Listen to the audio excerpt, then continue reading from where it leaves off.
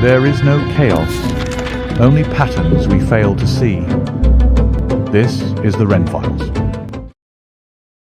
He came in with mud on his shoes and blood on his conscience.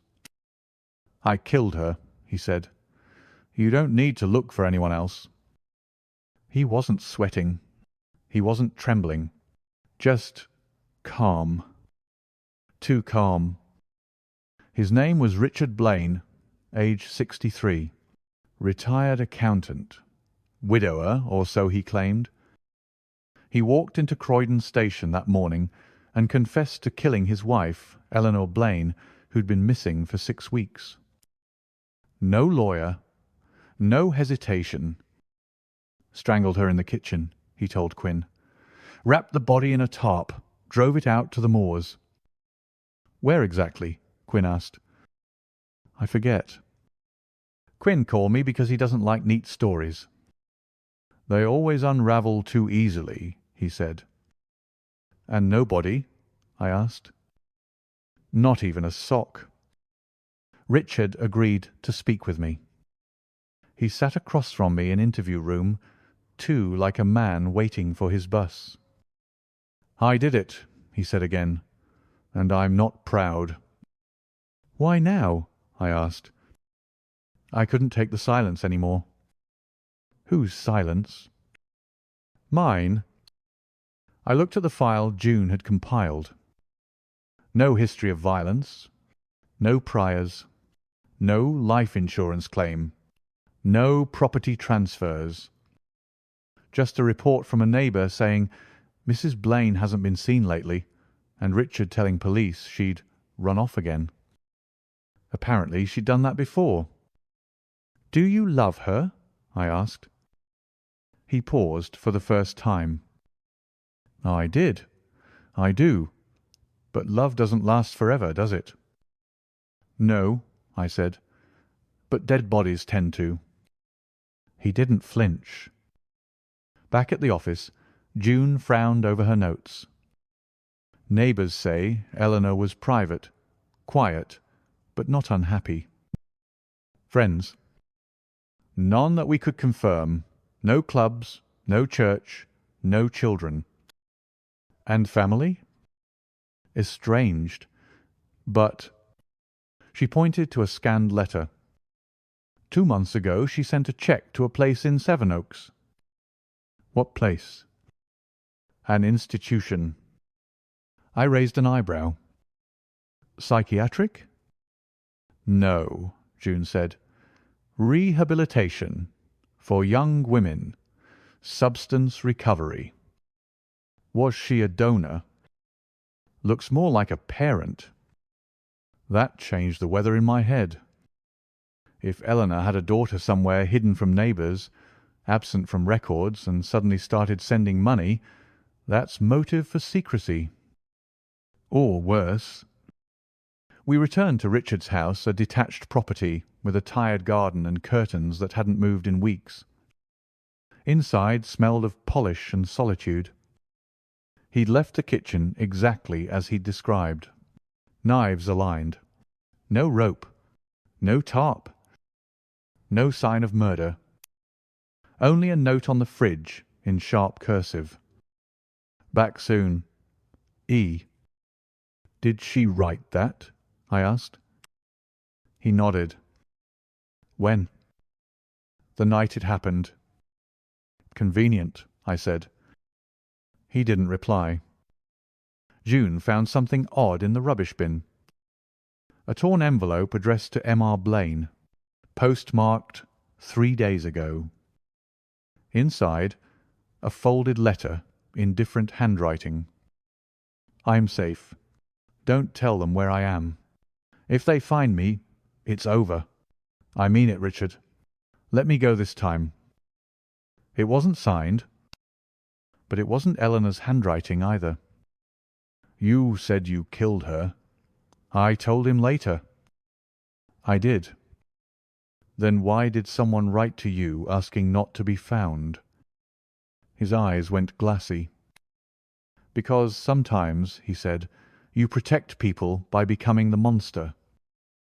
I left the station with more questions than I came in with. June waited by the car. "Well?" she asked. "He's hiding something." "Obviously." "But it's not her body." June found the address within an hour. The Wrenwood Centre, halfway between Sevenoaks and Silence. A quiet institution for "young women in moral transition," as the sign read. The kind of place that doesn't ask many questions, as long as you can pay in advance. Eleanor had. Twice. The matron who met us, Miss Carver, was straight-backed and tea-lipped. "I'm afraid we don't give out resident details," she said. "We're not asking about the residents," I replied. "We're asking about a visitor. Mid-60s, purple coat, amethyst ring on her right hand." Her eyebrow twitched. "She signed in as Mrs. Wentworth," Carver said quietly. "But—" "She was no Wentworth.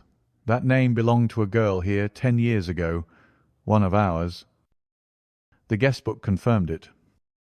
E. Wentworth signed in 2 weeks before Eleanor's disappearance. Stayed for precisely 47 minutes. Time in, time out. Neat handwriting. Next to her name, a note in red. Do not permit return visit without staff present. I tapped it. Why the restriction? Carver hesitated. She upset one of the girls. We met the girl. Mara Linton, age 19, thin as a pencil and twice as brittle. She sat in the garden reading a book with no title. "Do you know this woman?" I asked, showing her the guest log. She looked, paused, then nodded. She brought sweets. "What kind?" "Orange drops, the kind that stick to the wrapper." "And?" "She asked about my mother." "Why?" "She said she might have known her, back before the war." We let the silence breathe. Then June stepped in gently. "Did she say anything else?" Mara chewed her lip. "She asked if I remembered a man with glasses who used to send money. Said it was for things I never asked for. I told her to leave." "And did she?" Mara's eyes drifted to the far fence. "Eventually." On the way back, June pieced it aloud. So Eleanor visited Mara using a false name. She also sent money here under her real one. So who's Mara to her? I looked out the window. Maybe not her daughter, but someone she felt guilty for. Why guilt? She asked about a man with glasses. That could be Richard. We returned to his house the next morning. He was watering the grass as if nothing had moved in 6 weeks. "She visited Mara," I said. He froze, then turned off the hose. "Did she say anything?" "She asked about the past." "That's vague." "So was your confession." "He invited us in." No argument, no protest. In the parlour I spotted a cracked photo frame. 2 people, Eleanor and a young woman who looked nothing like Mara but wore the same scar across her chin. I pointed. "Who's this?" Richard sighed. "My daughter. Eleanor's stepdaughter. Her name's Elsie." "Where is she now?"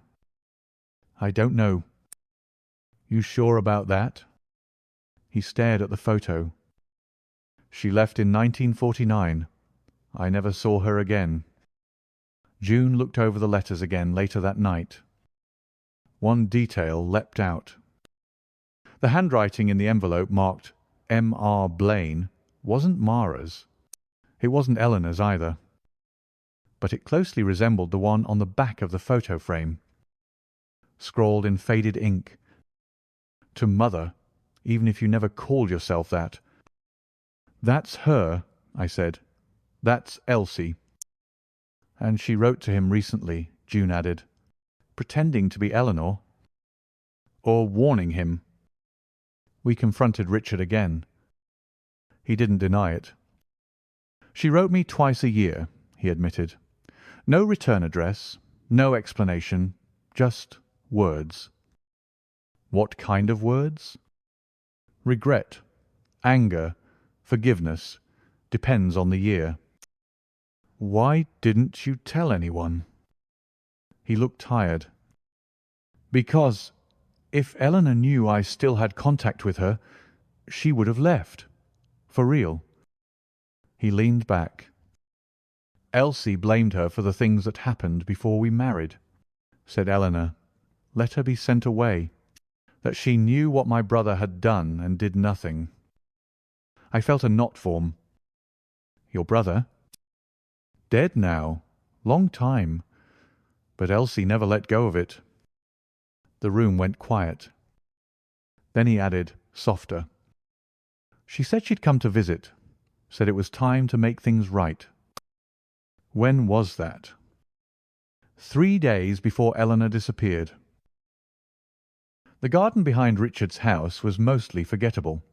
A bench, a shed, a patch of dry earth where flowers had once been ambitious. But something caught June's eye. A torn handkerchief, half buried near the rose-bush, embroidered with fading thread. "E.B." "Eleanor?" I asked. She shook her head. "Elsie Blaine." We checked the garden gate. Rusty, but it moved. And more importantly, the soil beneath had 2 distinct shoe prints. One matched Richard's shoes, the other, smaller, narrower, worn at the heel. A woman's shoe. Inside, the fireplace still held ashes. June sifted gently. A corner of burnt stationery surfaced. Part of a letter, only a few words legible. "Didn't mean to push." She fell, but she said it was mine. I didn't want. It wasn't signed, but it didn't have to be. We didn't tell Richard what we found. Not yet. I wanted to hear what he'd say first without knowing we already knew. "Did she come here?" I asked. He nodded. "She knocked at midnight, like something out of a bad novel." "What did Eleanor say?" "She wasn't surprised, just tired." "And then?" "She made tea. They talked. I stayed in the next room. At some point I heard shouting, then silence." He paused. "When I walked in, Eleanor was gone. Back door open. No sign of a struggle. No blood. No body. And Elsie?" "Shaking," said Eleanor left. "But I saw her sleeve was torn, and she wouldn't look me in the eye." I waited. Richard didn't continue, so I finished it for him. "You assumed she did something, and instead of calling the police—" "I cleaned the house," he said softly. "I removed anything that suggested Eleanor was ever there." "Why?" "Because she'd suffered enough. Because Elsie had already lived a life sentence. Because, sometimes, someone has to take the guilt so the other can live." We sat in silence. Then he asked, not looking up, "Would it have mattered if I had buried the truth?" I didn't answer. Sometimes silence is mercy. A week later they found Eleanor's body, or what remained buried near a stream 1/2 mile from the house. She hadn't been strangled. She'd fallen, hit her head, and bled internally. No signs of premeditation, but the coroner said she might have survived had she been helped. Elsie was never formally charged. There was no proof of intent, only a history of pain and a moment too late. She disappeared soon after, changed her name again, and became someone the world forgot for a second time. Richard served 3 months for obstruction and disposal of evidence, then returned to the same house, same bench, same garden. He kept the amethyst ring in a jar above the fireplace.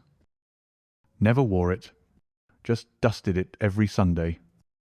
I visited once, long after. He was older, smaller, but his voice hadn't changed. "I confessed to protect her," he said.